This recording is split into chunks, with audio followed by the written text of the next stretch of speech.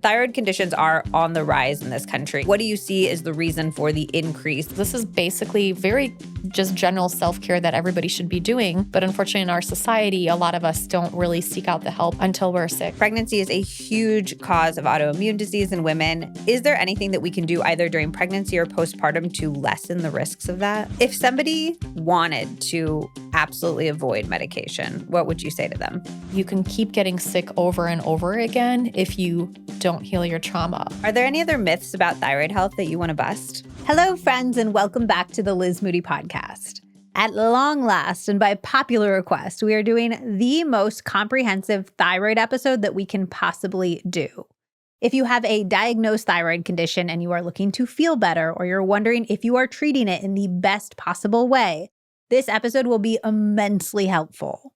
Or if you just want to do everything in your power to help prevent thyroid issues in the future, since they are on the rise right now, this episode will help too. My guest today is probably the world's #1 expert in thyroid health. She is the New York Times bestselling author, Dr. Izabella Wentz. She has helped thousands of people feel better, even when nothing else worked for their thyroid. And today, she's going to get to the bottom of all of the trickiest questions. Dr. Wentz, welcome to the podcast.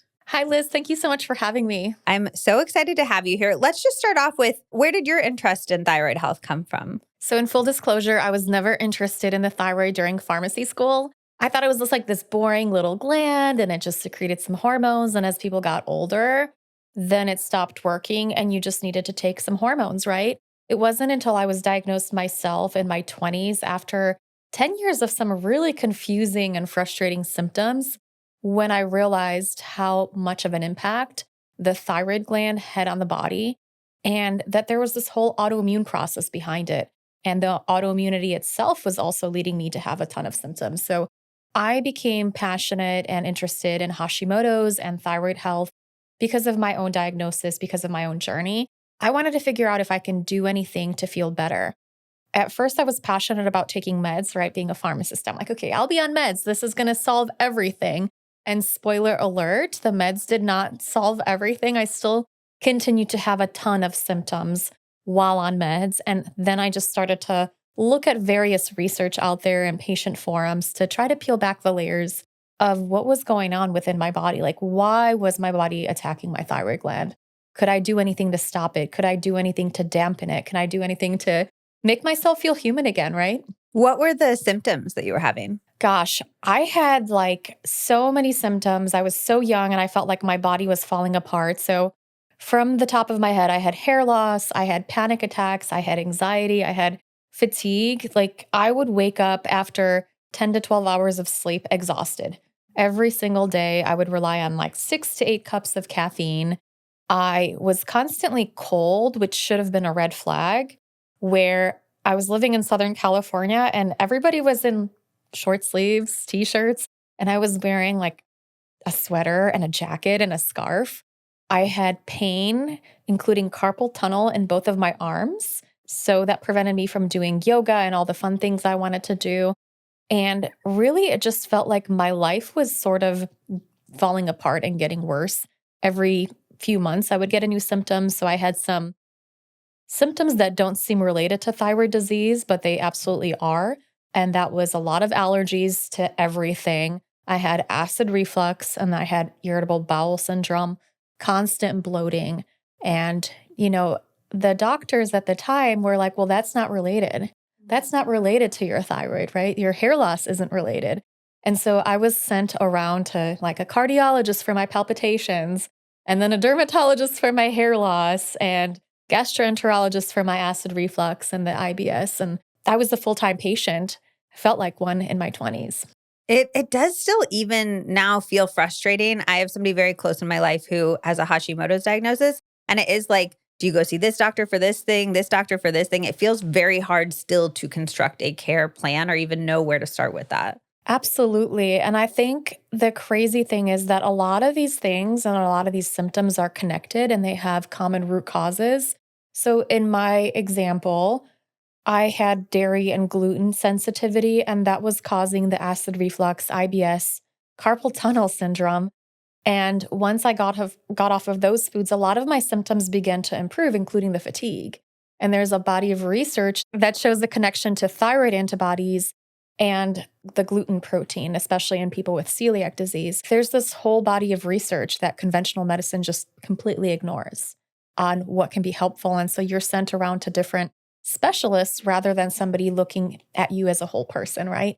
So we're going to get into like gluten and dairy and all of these different things later, but I just want to start with zooming out and getting a lay of the land. So you were diagnosed with Hashimoto's, which is an autoimmune disease that attacks the thyroid, right? And then there's Graves', which I believe is also autoimmune related. And then there's people who just have underactive and overactive thyroids, correct? Most cases of thyroid dysfunction are actually autoimmune in nature. And for majority of people who have hypothyroidism, which is an underactive thyroid, they actually have an autoimmune attack against their thyroid known as Hashimoto's. Eventually, Hashimoto's turns into hypothyroidism. You can also have other reasons why you might be hypothyroid. For example, if you were born without a thyroid, you can have hypothyroidism if your thyroid gland was surgically removed. Perhaps you had nodules or thyroid cancer. You may also become hypothyroid that way. And then there's overactive thyroid. This is generally most commonly caused by Graves' disease, a different type of autoimmune condition where the body starts to produce too much thyroid hormone. In some cases, people may also become hyperthyroid because they're over-medicated. So when somebody says like, oh, I have hyper or hypothyroid, but like I don't have Hashimoto's, I don't have Graves', what do they mean by that? Oftentimes, they mean that their doctor didn't do the right tests for them and they just may not be aware. Oh, that's so interesting. In so many cases, people are told that they have a sluggish thyroid, a slow thyroid, or hypothyroid, but nobody thinks to check their thyroid antibodies, which can reveal if they have an autoimmune attack against their thyroid. But you think that most thyroid problems are because of an autoimmune attack against the thyroid, barring these like your thyroid was removed or something like that? Exactly. The research shows that more than 90% of the time, this is going to be the case in Western countries. In countries that don't add iodine to their salt supply, there may be some cases of hypothyroidism that are due to iodine deficiency. But this is pretty rare in the Western world. Wow, that's so interesting. Okay, so what tests should we be asking our doctors for that we might not be getting? The thyroid antibody tests are really, really important. If you've been diagnosed with hypothyroidism, you do want to figure out if it's autoimmune because you can do various things to support your body rather than just take thyroid hormones. And thyroid antibodies, TPO antibodies, thyroid peroxidase antibodies is the long name. You can just say TPO. And then there's thyroglobulin antibodies. You can just say TG and your doctor will know what you're talking about. These are going to be the two most commonly elevated antibodies in Hashimoto's. Okay, so I'm just trying to like help out the person because I feel like I have so many friends where they're like, I just have like an underactive or overactive thyroid and they don't think it's autoimmune related. So they could go in and ask for these two extra tests and then the doctor would maybe be able to piece together that this was autoimmune related versus what they might have been testing before. Exactly. And then there's, just to confuse things a little bit, there's also something called seronegative Hashimoto's where you don't test positive for any of those antibodies, but you still have Hashimoto's. And you could potentially see that on a thyroid ultrasound, or if you did a biopsy of the thyroid gland and you were able to see that there are white blood cells infiltrating the thyroid gland, indicating an autoimmune response. So a small percentage of people might have Hashimoto's, but they might not have those antibodies too. So just because, I hear that from a lot of people, I don't have Hashimoto's. That sounds really exotic and rare. It's very, very common. And chances are you probably haven't had the right test for it. Oh, that's so interesting. So almost in absence of other information, we should be kind of treating these as autoimmune diseases while we're trying to get the information. Like it is more than likely an autoimmune attack of the thyroid. More than 90% likely, yeah. Wow, that's crazy. That's so interesting. So to me, if something is autoimmune related versus thyroid related, I feel like we'd be treating that completely differently because we'd want to be addressing the root causes of an autoimmune attack. Is that wrong? That would make a lot of sense. Unfortunately, conventional medicine doesn't necessarily see it that way. Sometimes when people get diagnosed with Hashimoto's, especially if they're in the early stages, they basically say, okay, now there's nothing we can really do. If you're anxious, we could send you to the psychiatrist, right? If you have this symptom, we could send you to this doctor. But there's nothing we can really do for the autoimmune component other than just like wait. until your thyroid gland burns itself out. And then we can put you on thyroid hormone. But yeah, it would make sense to actually treat the autoimmune component.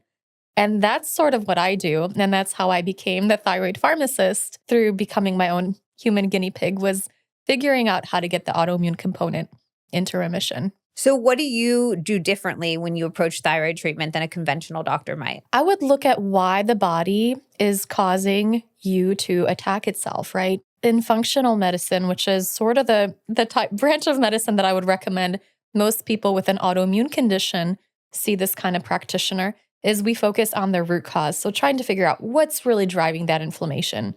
And oftentimes it's going to be known things: nutrient deficiencies, food sensitivities, impaired stress response, impaired ability to get rid of toxins, and sometimes chronic infections. Okay. And is it usually a mix of those things, or is it usually you're like detectiving for that one thing that's the problem?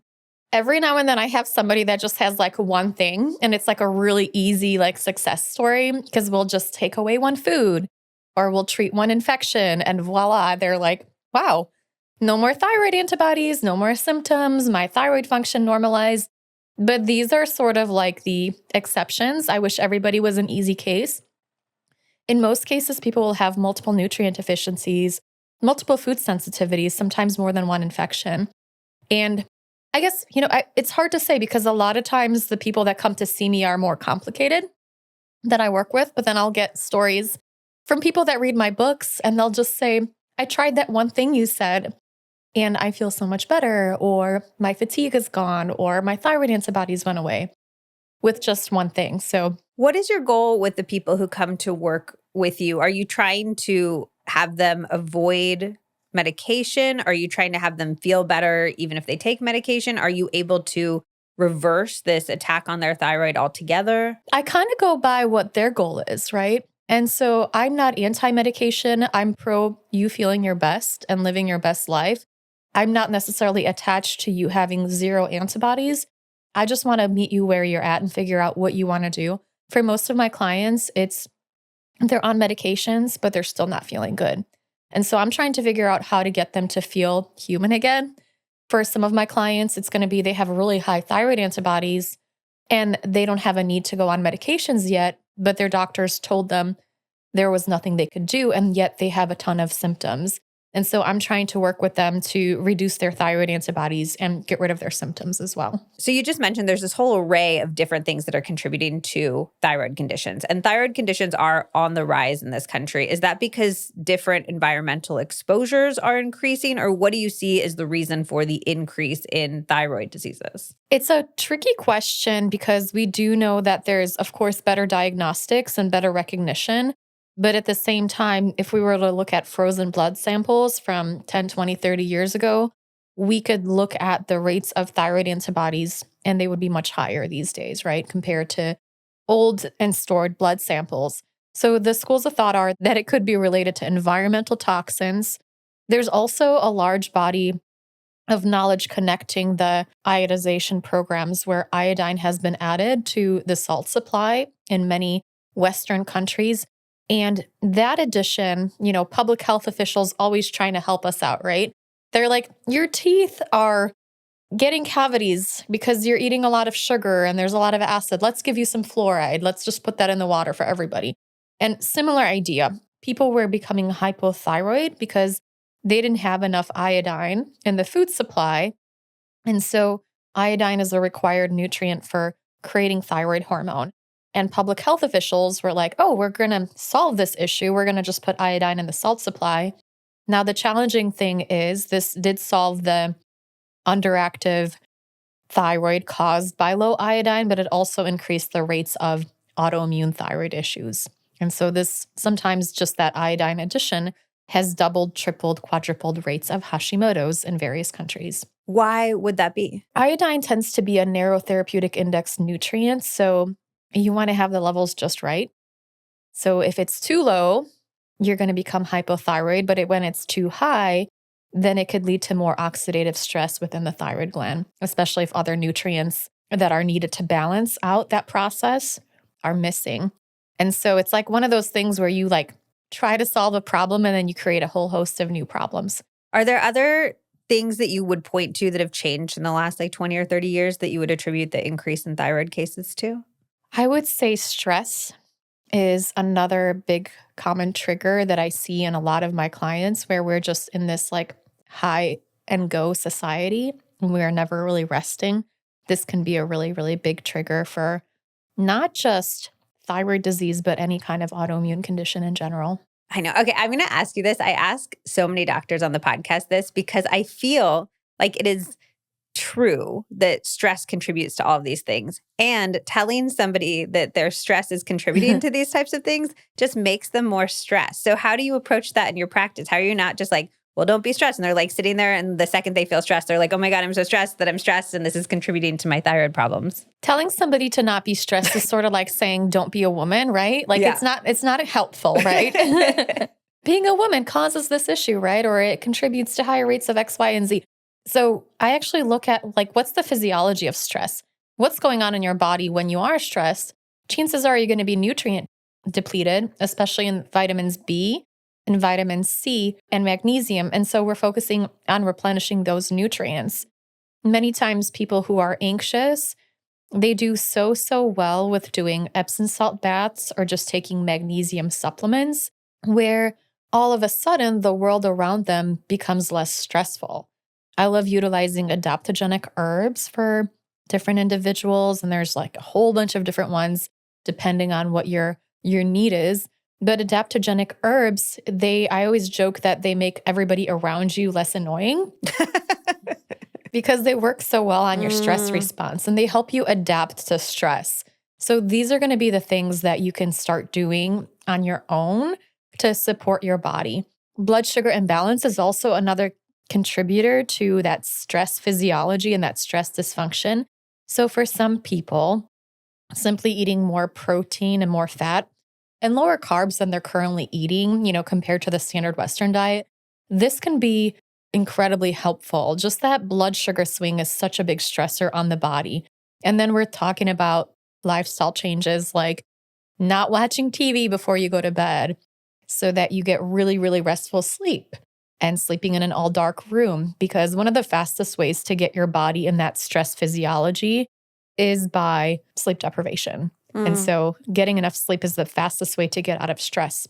I love that. I love the idea of like breaking down stress into its contributing factors and to its contributing effects. I think that's such an intelligent way to approach it. And it's much less stressful than just like, don't be stressed. Yeah, I think like don't be stressed is just like, great. Thank you. Thank you so much. We really appreciate it.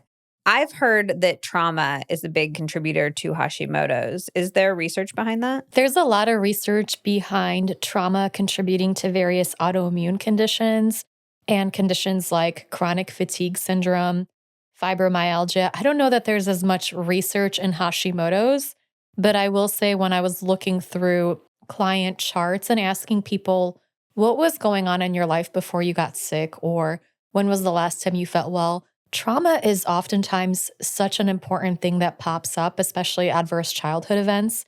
I've had a lot of people who would say they lost a loved one and all of a sudden their thyroid antibodies skyrocketed, or they were in a very challenging situation. So I feel like it's one of those elephants in the room that really needs to be addressed.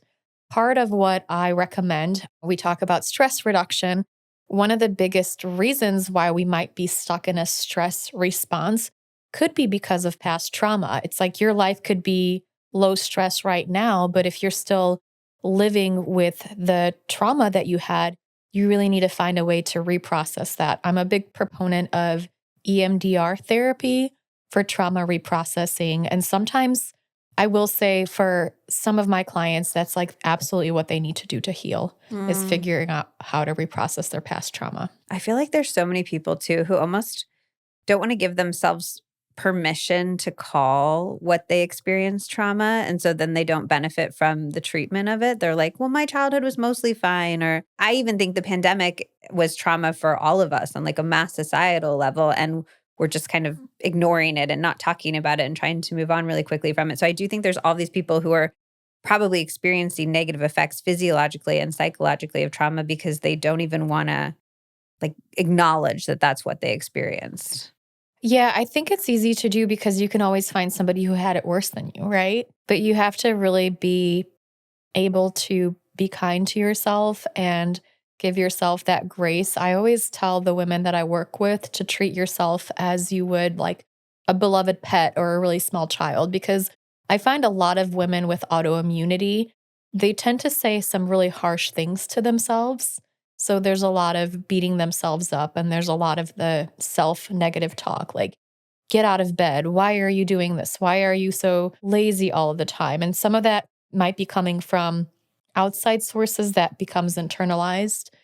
A big part of healing is really showing up for yourself and really giving yourself self compassion and kindness and treating your body with love and attention and care. And part of that might be realizing that the things you went through were very traumatic and giving yourself that opportunity to grieve and holding space for yourself and seeking out the right therapy. Why do you think we're so mean to ourselves? I like the idea of talking to yourself like you would a kid or a best friend or a pet or something like that. But do you have any other pragmatic tips for finding that sense of self-compassion?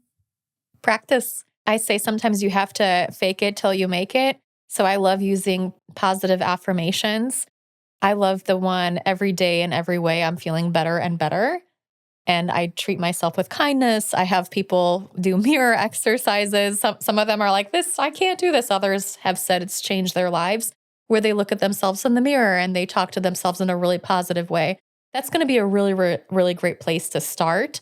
And then there's also the process of doing therapy and working on your self-limiting beliefs or some of the negative thought patterns that perhaps got imprinted on you in childhood. Maybe somebody was mean to you in the first grade because you picked your nose and now all of a sudden, you've had that in your head that there's something wrong with you.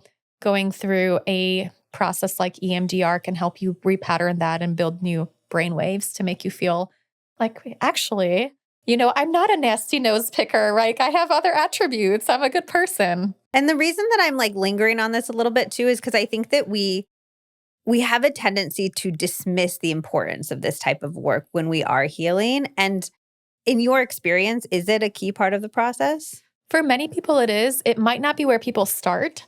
Some people start in that realm, but many people really focus on their physiology and really focus on eating well, nutrition, and, kind of doing all the things. But if they don't address the underlying trauma, they can get stuck, right? So the trauma within you can make you really less resilient to things like infections or toxins, right?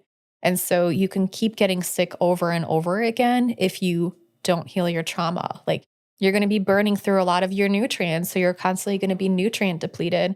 And not to mention, you're going to be putting yourself in the same situations over and over again. So I've seen people who get into remission from Hashimoto's. They got there because of overwork and then they got really fatigued. And so they're like, okay, I'm healed now. Now I can go back to overworking, right? And then they get sick again. Can you completely heal from Hashimoto's? Can you completely reverse it? In some cases, you can. I would say in the early stages, it's much easier when you just have antibodies against your thyroid gland. When you're in the more advanced stages, let's say stage 4 or 5 of Hashimoto's, your thyroid gland might be so damaged that you're going to need to be on thyroid hormone replacement for the rest of your life, right?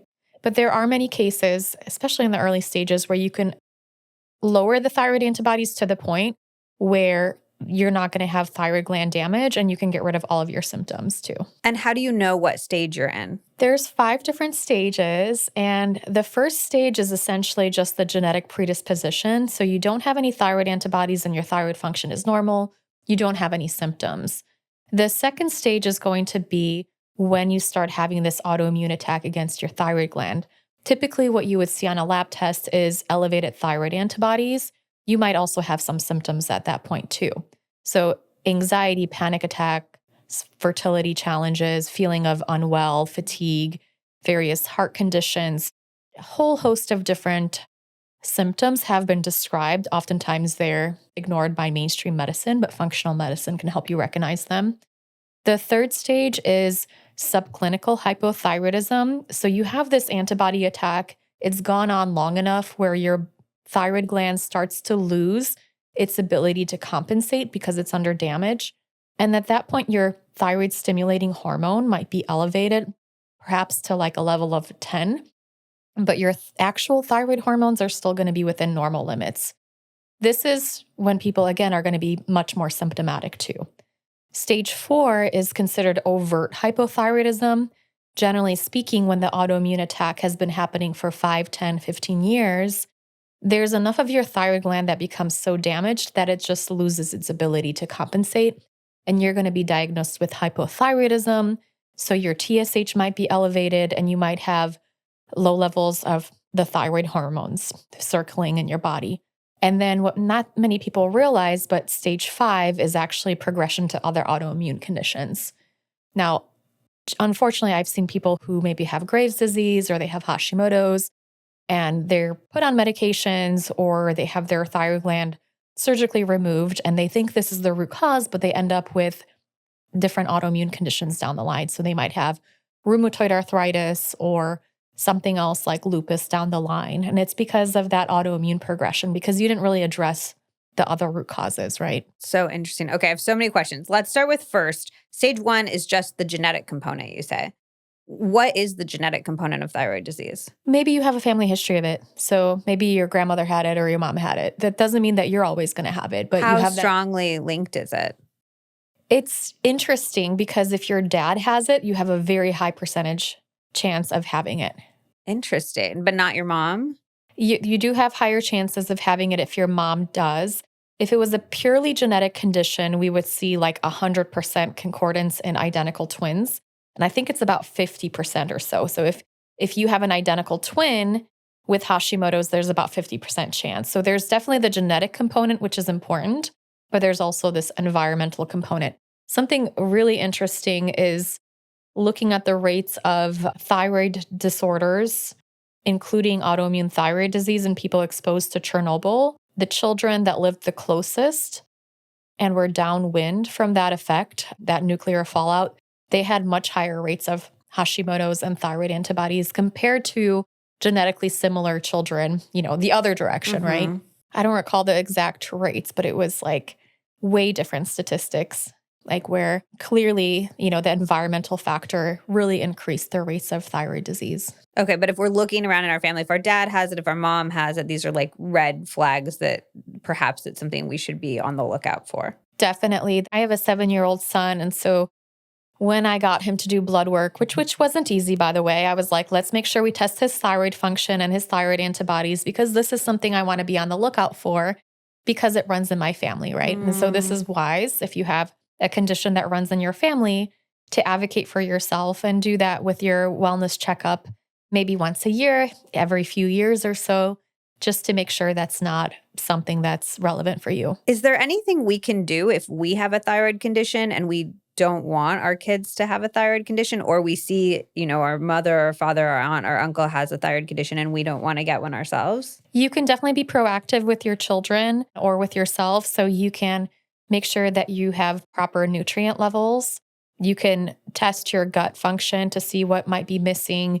You can be proactive with looking at your food sensitivity markers and see if there's anything contributing to inflammation in your body and just kind of live more of a, I don't want to say wellness-focused lifestyle, but just a bit of a more aware lifestyle. So for example, making sure you're taking a high-quality multivitamin because selenium deficiency has been tied to autoimmune thyroid disease, making sure that your iron status is balanced because low iron can contribute to thyroid disease, making sure you have your vitamin D levels in a good reference range because low vitamin D can contribute to the development of autoimmune thyroid disease. I really would love for everybody to know how to take care of their bodies because this is basically very just general self-care that everybody should be doing. But unfortunately, in our society, a lot of us don't really seek out the help until we're sick, right? Yeah. Well, and maybe that can be like a little bit of extra motivation or something like that. Okay. And then you mentioned like your thyroid hormones. There's TSH, there's free T3, there's free T4, there's reverse T3, there's TPO antibodies.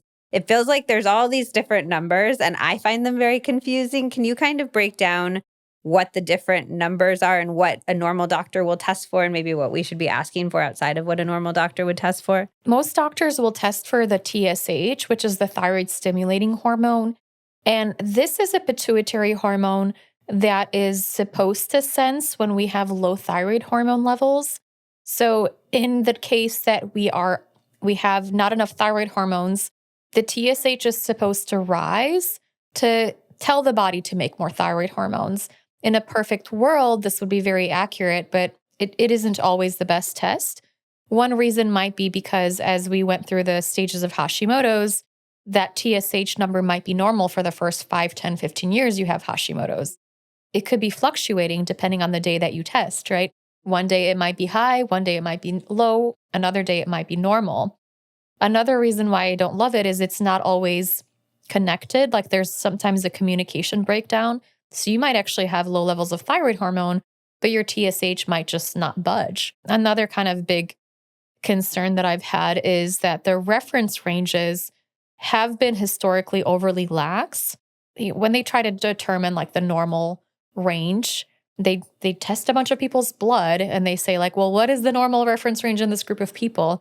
When they did that inadvertently, a lot of people had hypothyroidism. And so they were saying like a TSH of up to 8 or 10 was normal, when I could tell you when my TSH was at like a 5, I was a sloth, right? And most women and men like of childbearing age should have a TSH somewhere around 1. Most of the women and men I've worked with, generally between 0.5 and 2 is when where we want to see their TSH. Sometimes in senior citizens, you might see like a 2.5 or a 3, and they still feel well. But generally speaking, those reference ranges, sometimes I have clients that have said, I had a TSH of 5 and my doctor told me it was normal and I was losing chunks of hair, right? So you view over 2 as something to kind of pay attention to? Absolutely. Okay. Yeah. So that's your TSH, which your doctor will normally test for. Yes, but you also want to advocate for testing the thyroid antibodies, the TPO and TG antibodies. Okay. Those will indicate if there's an attack against your thyroid. Generally speaking, above 9 is where you might suspect that you might have an autoimmune attack against your thyroid. And then there's the free T3 and free T4. And this basically is a way to measure what thyroid hormones you have in your body circulating that are available to interact with receptors. There's different reference ranges for that. So generally what I tell people is you want to make sure that you're in the middle to top half of the reference range.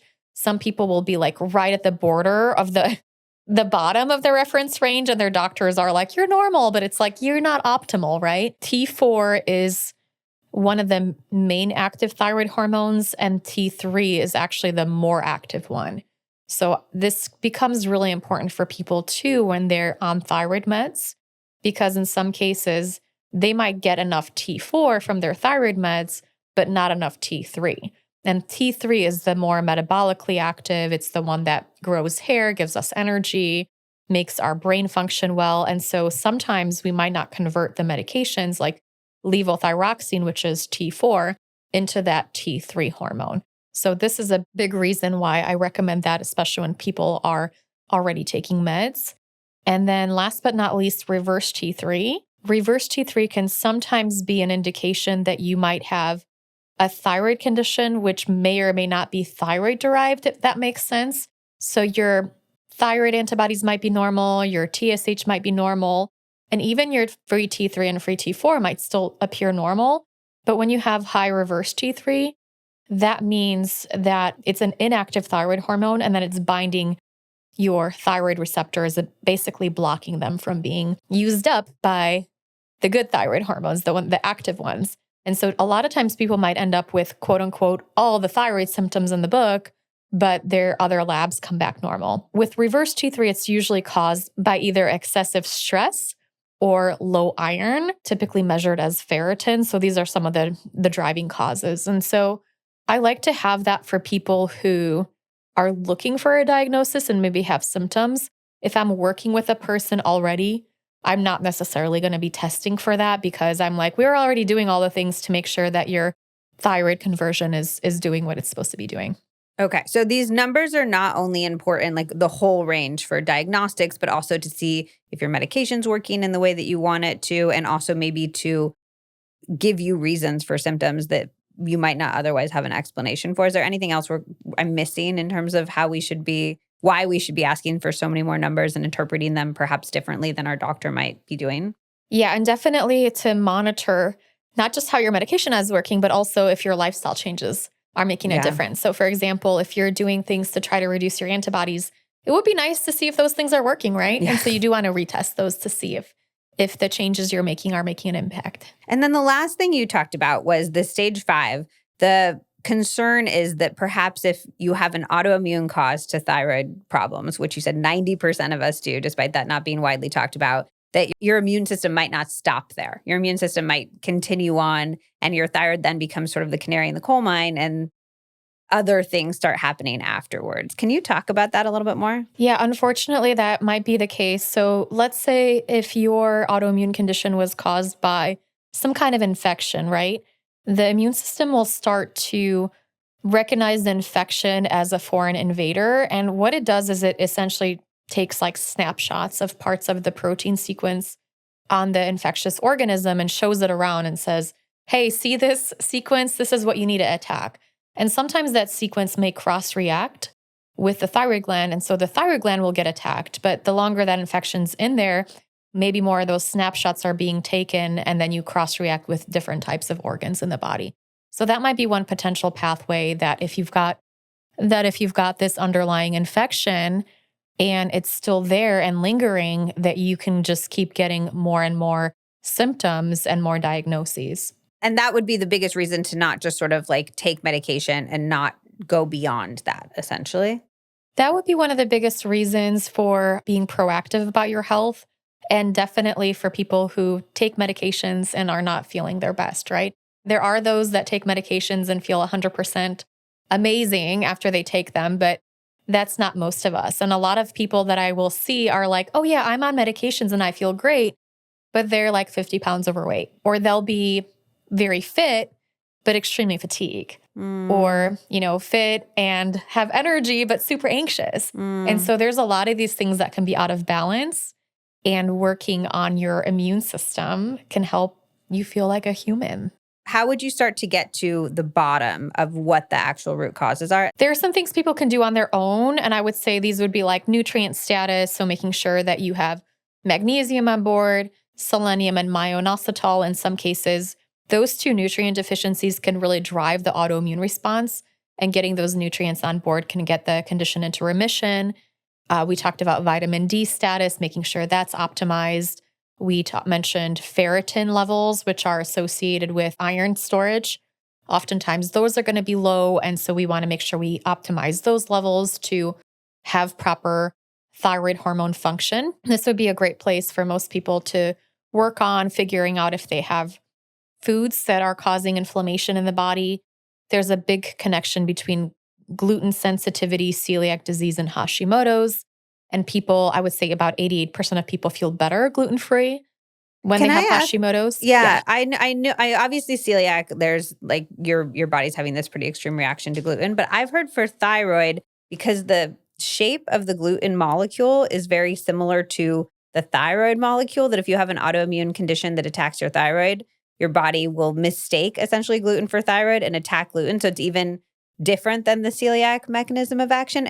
Am I totally wrong? No, you're correct on that. So there is some cross-reactive proteins. So just as we talked about with the infections, that can cross-react between gluten or gliadin and the thyroid anatomy. So that can cause like, hey, immune system isn't liking gluten, and what else looks like gluten, right? And so that can definitely be a pathway for this. There's also, in some people, many people, gluten causes intestinal permeability. And intestinal permeability is a driving factor in autoimmune disease. There's research showing that most people with autoimmunity have some degree of intestinal permeability, and that's what sort of activates the genes, and that's what allows the triggers to like propagate. And so sometimes eating gluten can be causing that intestinal permeability. And if you remove gluten, then you can have your guts not be leaky anymore. And then those triggers and the genes don't really interact as much. Yeah, I just like to clarify the mechanism of action because I feel like we often jump to getting rid of gluten, and I don't think as many people need to get rid of gluten as we talk about sometimes societally. It's almost become trendy to get rid of gluten.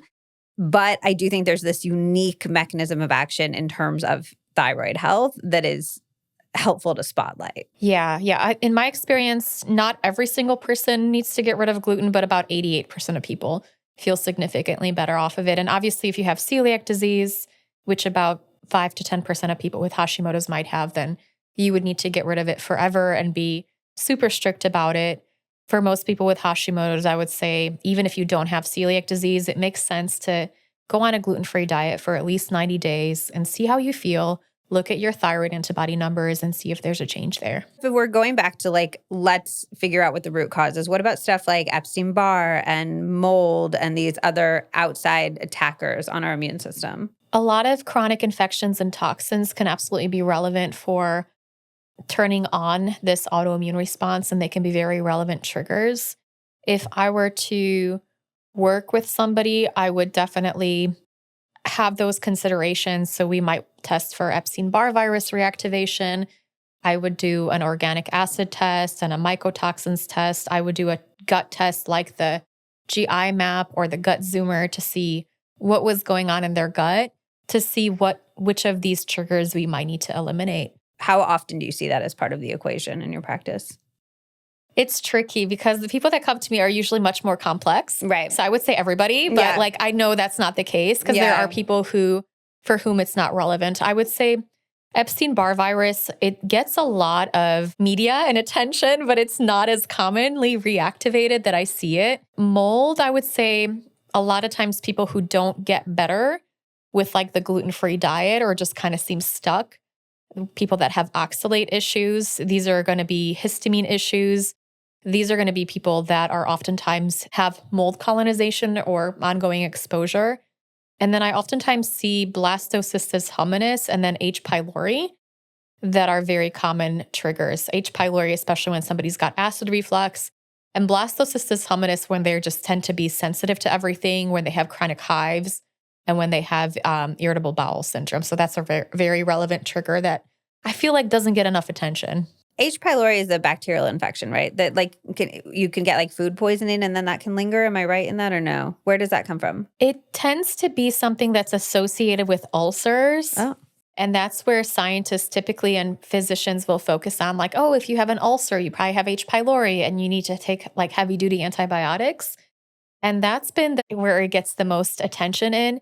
But it's also been implicated with things like atrophic gastritis, which is another type of autoimmune condition. It's been associated with Graves' disease, Hashimoto's, to the point where when I see it, I get very excited because when we treat it, a lot of times people's thyroid antibodies and symptoms really improve. And it's generally going to speaking of a stomach infection.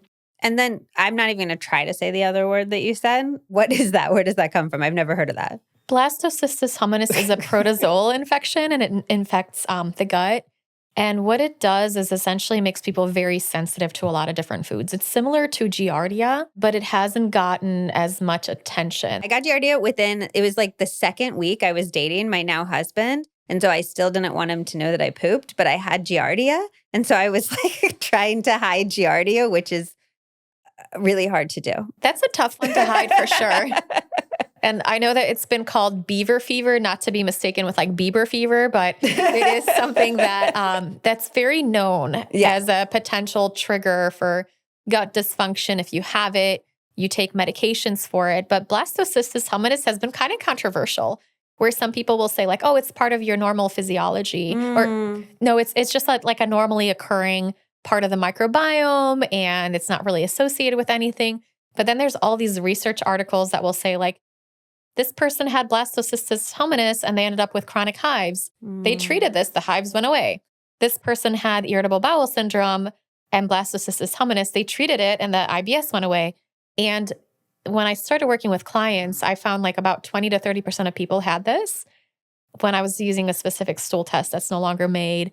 And I started noticing that their thyroid antibodies would go down, their food sensitivities would go away, sometimes their thyroid function would improve. And recently, there's been a couple of case studies published on this. Maybe I want to say they were done in Turkey, 2 or 3 case studies where they found that this particular protozoa, so it's not like a giant weird worm, like you can't see it with your naked eye, that it can be associated with Hashimoto's, and treating it can get Hashimoto's into remission. Okay, so if somebody's listening and they have their little detective hat on, they're going to go get would you say start with the nutrient test? Like where should they, literally I'm listening, I turn off this podcast, I'm trying to figure out what is the root cause of my thyroid disorder. Where am I first step beginning? I would say definitely test your B12, vitamin D, and your ferritin to see if you need to address those nutrients, because you can feel like a brand new person once those levels are optimized. And that can give you a lot more energy, your brain function back. And in some cases, if you need to dig deeper, then you can. And then some people advocate for an elimination diet. Sometimes getting off of gluten, dairy, and soy for 90 days might be a great place to start. I'm not like a really big proponent of very limited diets. There's diets that have helped a lot of people, like the autoimmune paleo diet, but I'm not like necessarily like everybody should be on that and everybody start on that. My school of thought is like, well, why are you sensitive to so many foods? It's not because foods are evil. Mm-hmm. It's because there's something going on with your gut. So if you've been on an elimination diet for 90 days, you've been gluten-free and dairy-free and soy-free for 90 days and you're still having symptoms, then maybe doing some deeper work, figuring out which food sensitivities you have. So you might do a food sensitivity test. I like the ALA test, but the IgG test, or you might do some stool testing like the gut zoomer or the GI map test to see if there's anything funky going on within your gut. Why dairy and soy? We talked about gluten, but why would dairy? Is that just an inflammation conversation? It's definitely an inflammation conversation. Just looking at the stats and the data of all the people over the last decade plus, those are the top 3 foods that I see. So about 80% of people are going to be dairy and soy sensitive. And I know dairy can be an amazing food and so delicious. It's part of many people's healthy diet. But if you're sensitive to it, that can cause a lot of inflammation in your body. I had a doctor who specializes in the microbiome, and he's in neuroscience as well on the podcast. And he was like, almost everybody listening to this is lactose intolerant. Like, unless you have a very specific ancestral background, like you are probably lactose intolerant, which I think was heartbreaking to a lot of people. But also there's a lot of cheeses that are naturally lactose free. And I feel like that's important to talk about. There's definitely lactose-free cheeses if you're lactose intolerant. The unfortunate thing is it's not always lactose. It could be the dairy proteins, so like casein and whey. And I know like whey protein is amazing. It supports glutathione levels, but for some people, it can lead to inflammation if you're sensitive to it. And I will say for some people, this needs to be a long-term exclusion. Other people can reintroduce dairy back into their diet once they do some gut healing. What about cruciferous vegetables? How do those impact our thyroid? Cruciferous vegetables are sort of one of those things that gets a lot of attention, but not for good reason. So there is this theory that cruciferous vegetables are known as goitrogens, which it's a broad term, basically means interferes with thyroid function. The way that they are supposed to work is by blocking iodine absorption into the thyroid gland. But one, you'd have to eat like a buttload of them in the raw state. So most people are not going to do that, right? And 2, Hashimoto's, which is the cause for most people with hypothyroid issues, it's not necessarily like a low iodine status. Your iodine levels are probably fine. You might want to test them to see where you're at before you assume that you need to skip cruciferous vegetables. If you hate broccoli or whatever, like go for it, right? Avoid them, but just don't do it on behalf of your thyroid because they can be very helpful for detoxification and they can be very helpful just as part of an overall healthy diet. And does cooking them remove or significantly reduce the goitrogenic effect? Exactly. Okay. So I have not had too many people who have issues with them interfering with thyroid function. And definitely if you cook them or lightly steam them, that would eliminate any effect they would have. The one thing I will mention is some cases, some people might have like sulfur intolerance, or if they have SIBO, which is more common in hypothyroidism, they might find crucifers do upset their gut. But that doesn't mean they're evil. That means, and they're bad for the thyroid gland. That means you've got something going on with your gut, or you want to support your liver pathways to properly get rid of sulfur compounds. Can you talk to me about the relationship between our thyroid and our gut? Like, are sometimes we having gut symptoms and actually that's a sign of thyroid imbalances, or are thyroid things causing gut? I mean, like, what is it? Is it bidirectional? What's going on there? It's definitely a two-way street. So The thyroid gland and the gut tissue have like the same fetal origin. And definitely, if we have a sluggish thyroid, that's going to impact our gut function. So, constipation is one of those symptoms that is going to be very, very common if you have an underactive thyroid. If you have an overactive thyroid, you might have diarrhea. And oftentimes, what's going on in your gut can really impact your thyroid function. So, if your microbiome is out of balance, if you're not properly absorbing nutrients, if you have gut infections, this can lead you to have autoimmune thyroid symptoms and autoimmunity against your thyroid gland. Are there other lifestyle factors that we should be paying like more or less in terms of the goiterogenic stuff, like attention to when it comes to our thyroid health? One of the hacks that's really helpful for thyroid health is actually heating up your body. So if you can spend time in a sauna or an Epsom salt bath or doing some hot yoga, if you're able to, that's going to be very, very helpful. One, because you're going to sweat. A lot of times people with hypothyroidism, they don't sweat. It's never a symptom they complain about. Like nobody's like, oh, I wish I sweated more, right? But sweating is actually an important way for us to get rid of toxins, right? And so this is going to be a really big game changer for many people with hypothyroidism. Now, you might guess what I might say next. One of the wellness trends, like cold plunges, right? Probably not the best thing to do and not the place to start if you're like hypothyroid.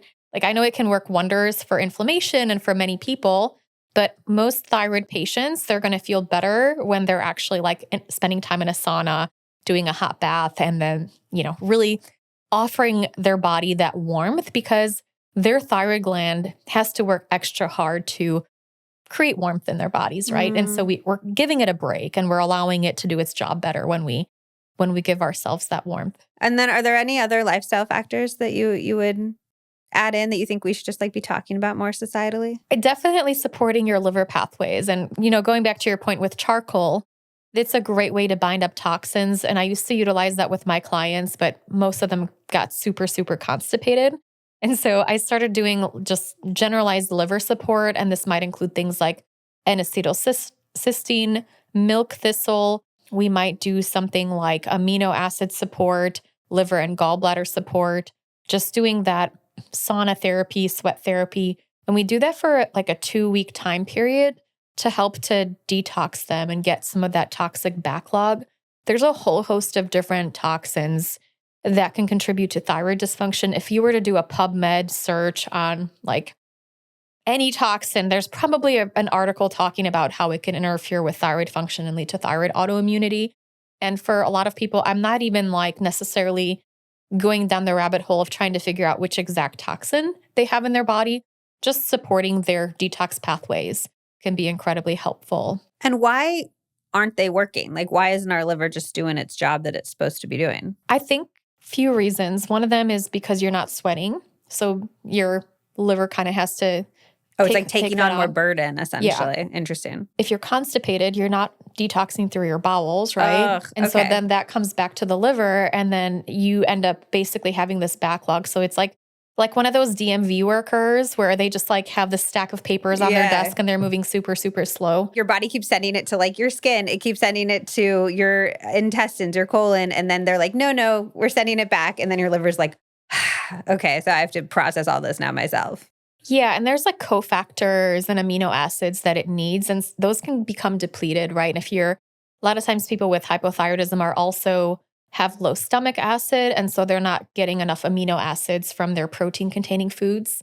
And so they're not getting like the raw materials. And so it becomes like this perfect storm. And big part of what I do is like, okay, let's make sure you're pooping every day, right? Let's make sure you're sweating every day. Let's make sure that you're hydrating.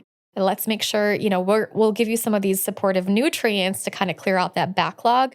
And I have to say, like, it was a complete accident. I just had the client that we were doing a ton of different testing with, and she just wasn't getting better. It was like a lot of money. And she was like, tried this diet, tried this supplement, kept reacting to everything. And I was like, let's just try this liver support stuff. Why don't you follow this protocol for 2 weeks? And then she was like, oh my gosh, I feel so much better. I was like, that's amazing. And I was like, I don't know why. But then, I kind of went down the rabbit hole to the point where I started utilizing it with all of my clients. I had women with multiple chemical sensitivities who like weren't able to walk into like a Yankees Candle Store or something like that. And because of the smells just overpowering for them, and they weren't able to breathe, and utilizing just that 2-week liver support protocol, they were able to actually start living life, right? That's amazing. And I also feel we need to like tell Yankee Candle to like calm it down too. And like Uber drivers with the scent thing. And I'm just like, oh my gosh, this makes me want to throw up everywhere. Yeah. And that's another reason, because we're constantly bombarded by these amazing scents, right? Like they're like everywhere. I find them like so aggressive. Okay, let's get into the medication conversation. If somebody is trying to figure out whether medication is right for them, what would you ask them to consider? I would definitely check in with them to see how they're feeling and look at their numbers. So you should have the TSH. Generally speaking, most people are going to feel best with it between 0.5 and 2. So are you getting that? But also look at your thyroid hormone levels. Is your T4 and T3 converting properly? So if you have like top level of the reference range of T4, but your T3 is at the bottom of the reference range, there's a indication that you're probably not converting your medications properly. And so you might benefit from adding a T3 containing hormone to your routine. This could be something like Armour thyroid or another type of natural desiccated thyroid, or tyrosine or compounded T3 to supplement the levothyroxine. Sometimes that's the case. Some people, especially if they have like acid reflux or if they like to chug their thyroid medications with coffee, I've been there. They might benefit. Do you not recommend doing that? You don't want to take your thyroid medications with anything other than a glass of water, and then you need to wait 30 minutes at least, sometimes an hour. Some people need to wait more. And so many different substances can interfere, from calcium supplements to iron supplements, and even, that delicious morning coffee. This can really interfere with your absorption of thyroid meds. Thank goodness for Italians. They figured out that they had these cappuccino lovers, and they figured out a gel cap formulation of thyroid hormones known as tyrosine, and that has levothyroxine. And you can like take that with coffee, and that doesn't interfere with other types of supplements or medications. And even if you have absorption issues, you can still do well with that. So I oftentimes educate people about, like, when you go to see a doctor, check in with them to see if they work with every type of thyroid medication, because some of them might be really well versed in like Synthroid or levothyroxine, but they may not be aware of compounded options or natural desiccated thyroid or tyrosine. And sometimes they're like, this is it, like you have a hammer, everything's a nail. And then patients try to say like, what about this other medication? They don't want to prescribe it because they don't use it. They don't know how to use it. Or maybe they've had some people react poorly to it. So you definitely want to work with a practitioner. It doesn't have to be a physician, but somebody that knows how to dose the various thyroid hormones. Are there any that you think are kind of universally less good or universally better, or is it all about your specific numbers and treating those? I think it's about your numbers and symptoms for sure. I will say the patient favorites tend to be like the natural desiccated thyroid, because they lose a little bit more weight and their brain works a little bit better. Okay. I've heard from a lot of people who felt that the medication contributed to weight gain or inability to lose weight. Is that a common side effect that you see? I would say in some cases, if they're using like levothyroxine, that they're just not converting properly to the T3, and that essentially your body does it on its own. But when you give your body hormones, the hormones are supposed to do that. So that can kind of create this weird situation. And in those cases, you either need to get like on a T3 containing medication, or you can utilize some of the things to support that T4 to T3 conversion. One of them is actually like that liver support that we talked about. Most of that conversion happens in the liver. If you have a liver backlog, then the liver is not going to be properly converting your hormones. Some of the other conversion happens in the gut. So if you have gut issues, that conversion isn't going to be happening. Low ferritin status also can interfere with that proper conversion. So a lot of times it's like dialing in various dials, where I saw a meme a few years back where a medication was really pissed off because the person was expecting it to do everything for them, right? And we can't rely on medications to do everything for us, right? We still need to do the lifestyle changes in many cases, and we still need to take care of our bodies, and then the medications can work their best. So that should be kind of a key takeaway from this conversation, to the point of your stage 5 thing earlier too, is like, even if you are on a medication, you probably need to be making lifestyle changes to address some sort of root cause issue so that this doesn't have other impacts on your body. Absolutely. Medications are wonderful, but they can't do everything. So let's say you had a nutrient deficiency that caused your thyroid condition. You getting on that medication isn't necessarily going to solve that nutrient deficiency, right? You still want to address that nutrient deficiency because if you're anemic and hypothyroid, you're going to feel like crap. You correct the hypothyroidism, you're going to feel a little bit better, but that anemia is still going to be there. And so you might need to address that anemia to get your brain function back, to feel human, to not have mood swings, to not feel cold, to not have hair loss, right? Are there any known long-term negative side effects of the medications? It's a little bit controversial. They have been tied to different types of osteoporosis, especially if a person is overdosed, or cardiac issues.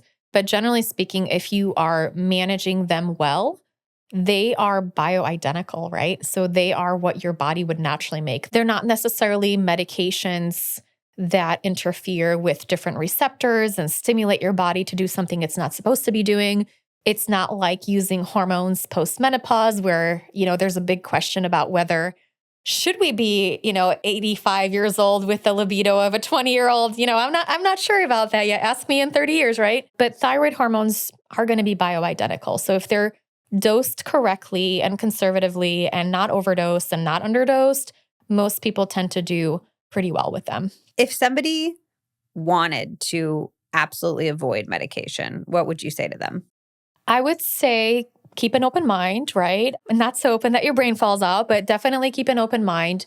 Medications might help you at some point. Definitely if you're trying to conceive, or if you're having a lot of symptoms, or if you've had thyroid disease for quite some time, this might be the kindest thing to do for yourself, is to take a medication.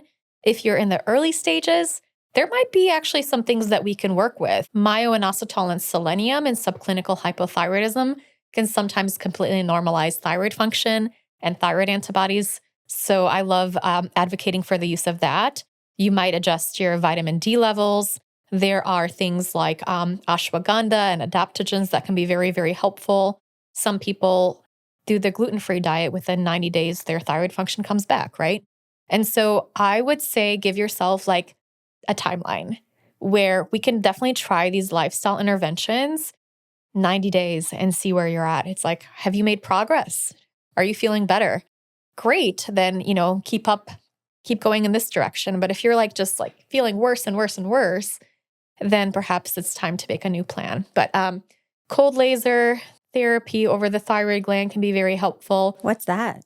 It's kind of like red light therapy, and you put it over your thyroid gland. There are some studies in Brazil that have shown people were able to get off of their thyroid meds, sometimes reduce their thyroid meds, reduce their autoimmune attack against their thyroid gland. So that can be one potential option to look into. Some people, especially if they've had excess iodine, I've had clients that were like seaweed snacks and high-dose iodine drops, and they developed Hashimoto's. Doing a low iodine diet for some time can help to bring that into balance. And then addressing like iron status for some people, that can help normalize that pathway. So I would say there's a lot of different pathways that can be out of balance. And especially in their early stages, we can kind of shift them and bring your body back into balance. But definitely keep an open mind. And I don't want anybody to like get stuck and think that medications are evil, because they can be a life-changing resource for many people too. Can you do that cold therapy at home, the cold laser? Or no? Some people do. When I first found out about it was like 10 plus years ago, and I ordered this like cold laser from Brazil. And I was like, I'm going to like burn my eye out with this. And it just, I'm trying to read in Portuguese, which I can't. Since that time, there have been various clinics that will offer this. There's still few and far between in the States. But also I've had anecdotally people tell me using like red light therapy over their thyroid gland, which is not a cold laser, but very kind of like a similar genre of therapies. Yeah. And they find utilizing that, and generally speaking, they would use it more frequently. The cold laser protocols were, I believe, like twice a week for 6 weeks, where this would be maybe like an ongoing maintenance thing. People have seen reduction in thyroid antibodies, improvement in thyroid function with those. I've been really impressed by the anecdotal stories that I've heard about red light therapy. Yeah, none of the companies can really say anything because they're not FDA approved for it, but we do have like people that have used it that right in and they Yeah. have really good results. Is there anything that you think men and women should consider differently when they're treating thyroid disorders? One important consideration is like symptoms, because women will oftentimes say they have weight gain as a core symptom or fatigue, where for men, oftentimes they'll say they have things like trouble growing a beard, or maybe they're not putting as much muscle on, or they might have libido issues. And for men, really important consideration is sometimes that normalizing your thyroid function can normalize your testosterone. For men, like testosterone clinics are like a popular thing these days. And I would advocate, like, if you are looking into that, like, please check your thyroid function, because sometimes optimizing your thyroid function can actually optimize your other hormones. Generally speaking, the same things would apply. I have so many friends who've been diagnosed with a thyroid condition after pregnancy. Pregnancy is a huge cause of autoimmune disease in women. Is there anything that we can do either during pregnancy or postpartum to lessen the risks of that? Postpartum thyroiditis is a really important condition, and many women do develop it after pregnancy. Selenium supplements, vitamin D supplements, and fish oil supplements during pregnancy can actually prevent postpartum thyroiditis. So that's one avenue you can take. Having support in your home can be very, very helpful too. I know I shared before we started that I have a beautiful 7-year-old son who also didn't sleep for 3 years, first 3 years of his life very well. And so that can be very, very draining. Like, that sleep deprivation can really wreck with our hormones. And so I'm a big advocate of making sure that you have somebody there for you, whether it's like your mom or a good friend, a co-op, a postpartum doula, somebody that can help you navigate those waters. Because I feel like some of it is just like you pour all of this energy into this wonderful little human being. In the Western world, we are so disconnected from our families and community.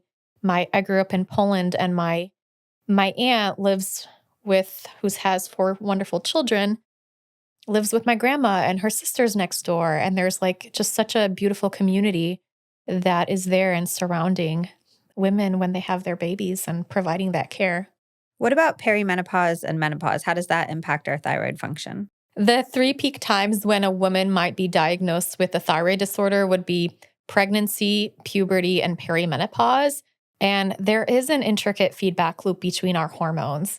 And definitely perimenopause is going to be one of those times where many women are actually diagnosed, because that's when things just sort of come to the surface. And so we had some of our hormones, whether that was progesterone or cortisol, kind of DHEA powering us through. But once we hit that perimenopause age, then these systems sort of break down and we become more sensitive to the triggers that are within our bodies. I posted a meme recently. It was like, when I had everything figured out with Hashimoto's and then perimenopause hit. So this is a really big lifestyle change for women. I will say a lot of the same things that I talk about for Hashimoto's are going to apply to perimenopause. Women oftentimes with Hashimoto's may hit perimenopause earlier.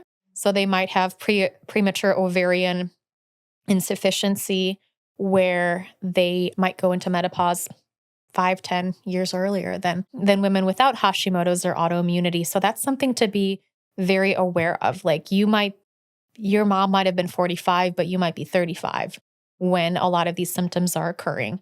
I'm a big proponent of, making sure that you are hormonally balanced in perimenopause. Sometimes that looks like more progesterone.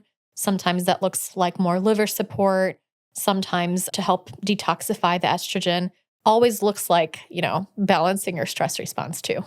And then the last sort of hormonal thing I want to talk about is, if somebody has unexplained infertility, do you think they should be looking at their thyroid? Absolutely. The thyroid dysfunction can be such an important root cause of multiple miscarriages, having trouble getting pregnant. Could be related to women having poor outcomes with pregnancy, and even like developmental delays and disabilities in the offspring. And so it like maddens me that every woman of childbearing age doesn't have her thyroid function tested, because your TSH being just a tiny bit elevated might make it harder for you to conceive and keep a pregnancy. And thyroid antibodies, they can actually impact your synovial fluid and to prevent like proper fertilization. Just even having those thyroid antibodies on board can make it harder to conceive. And there's like very straightforward things we can do. We can do selenium dosed about 200 micrograms per day. There's going to be about a 40% reduction in thyroid antibodies, and vitamin D and myo-inositol. All of these things are, I don't want to say basic, but they're just readily available. The research is out there and that they can help women have babies. I've worked with women in their 70s who were never able to have children because their thyroid dysfunction was never corrected properly. And they wanted children, right? It's like, if you don't want children, that's wonderful for you. But if you want them and you can't have them, like, we really need to support women in figuring out what's driving that. Are there any other myths about thyroid health or little kind of like nitpicky, gritty information that you want to share? People will say that you should eat 2 Brazil nuts a day for thyroid function. And I just will say, like, that's not really going to do much for you. Like, you definitely need a selenium supplement. So Brazil nuts are thought to be like a rich source of selenium, but it depends on where they're grown. So if they're grown in one type of soil, they might be low in selenium. If they're grown in another type of soil, they might be high in selenium. And like, you don't really know what you're getting. And it's just kind of like one of those things that gets perpetuated. And I have so many clients with really high antibodies. They're eating their Brazil nuts. They don't even like Brazil nuts, right? They're like sensitive to nuts.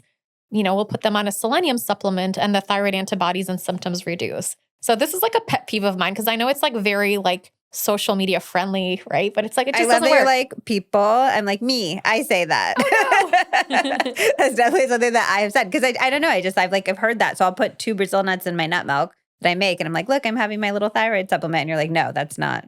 If you are just doing it for general thyroid health and you like them and you're not sensitive to nuts, that's wonderful for you. But if you're trying to like actively reduce your thyroid antibodies from like 1,000 to 500, then you need a selenium supplement to do that because it's a narrow therapeutic index nutrient. And so if you do it too high, you're going to be toxic. If you don't do enough of it, it's not going to move the needle. So that's just one of those things. Like, I'm not against, I am not hating on Brazil nuts. I think they're delicious, and great for thyroid function in general. But if you're really trying to have like a therapeutic effect, same goes with probiotics, right? So probiotics are amazing, but if you're trying to like move the needle in your dysbiosis, there's like the doses that you need for intervention. And then there's like the doses of probiotics for general health maintenance. So I would say Brazil nuts are in that same category. Great for general health maintenance, but not going to move the needle to lower those antibodies aggressively. And then we always love to end on a homework assignment. So I'm going to give you 2. One, can you give us one homework assignment if we don't have a thyroid condition, but we just want to have something to add into our lives to keep our thyroid as healthy as possible? And then can we get one homework assignment to support our thyroid if we do have a thyroid condition? Definitely. So if you're somebody that is wanting to maintain good thyroid health, I would say for prevention, if you can do sauna, maybe 15 to 30 minutes a week, that would be wonderful for you, or just find a great way to sweat, whether that's an Epsom salt bath, hot yoga, or whatever makes you sweat. That's going to be a really great way to mobilize and get rid of toxins. I would say if you have a thyroid condition and if you're dealing with anxiety, constipation, trouble sleeping, and pain or any kind of cramps, I would consider either doing an Epsom salt bath. You can soak in that for 15, 30 minutes, 1 cup of Epsom salts. That's going to replenish your magnesium stores and you're going to sleep so much better. Your joint pains are going to go away. Your cramps are going to improve. This is going to be something that can be a really big game changer for you. Can you tell us a little bit about where people can find your work and maybe work with you, all of these things? My website is thyroidpharmacist.com, and you can find lots of my articles all about Hashimoto's and thyroid health. I have a few popular books. Hashimoto's Protocol is probably the most popular. It's about a 90-day plan to take charge of your health and utilize some of these protocols regarding of what your causes are to feel better in a very short amount of time, such as the liver reset that we talked about. And then Hashimoto's The Root Cause dives into like all the different triggers and all the different tests that you can do to figure out what might be your unique root cause. I am on social media, and I also have a podcast called Thyroid Pharmacist Healing Conversations, where we do little deep dives on all elements of different thyroid symptoms or different thyroid nutrients or root causes and triggers. Is there an episode people should start with? One of the favorite episodes has been the top 10 things I wish my endocrinologist would have told me when I was diagnosed with Hashimoto's. So I think you'll get a lot of benefit from that episode. Yeah, I want to listen to that, and I don't have Hashimoto's. That sounds very intriguing. Well, thank you so much. This was so helpful. Thank you for the work that you're doing, that you're helping so many people, and I just appreciate everything that you're putting out there. Thank you so much for having me and for spreading awareness about Hashimoto's and hypothyroid disease, and for making the world a little bit healthier with your work. I hope you loved this episode. You can find Dr. Wentz's new book, Adrenal Transformation Protocol, wherever books are sold, and tons more information and programs at thyroidpharmacist.com. There are two things that you can do right now that make a huge difference in the success of this show, in our ability to make this show for you, and they are both free. First, follow the podcast on Spotify or Apple or YouTube or wherever you're watching. Even if you think you are following, go and check the button on the podcast homepage, the one that lists all of the episodes. Make sure that it says following. There was a glitch that a lot of people got. They were unfollowed from the podcast. So just go check real quick. Next, send a link to this episode to just one person that you think would benefit from it. I have like 25 friends that are dealing with a thyroid issue, unfortunately, right now. So lots to choose from. But just send a link to one person. You'll be helping them. You'll be helping the podcast. It's a win all around. We are able to bring you this show completely for free thanks to the amazing brands that we partner with.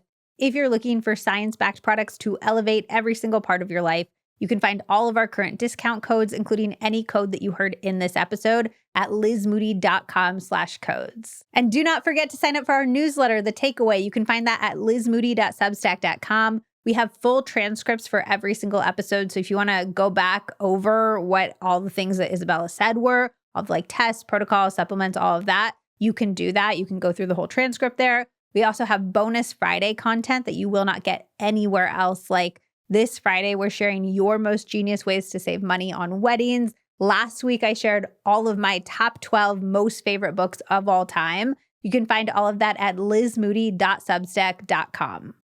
Okay, I love you. I deeply, deeply, deeply hope that this episode helped you. I know so many people dealing with thyroid problems, and it's really, really, really hard. So if that is you, I'm sending you so much love. I hope that something in this episode helps you feel better, and I will see you on the next episode of the Liz Moody Podcast.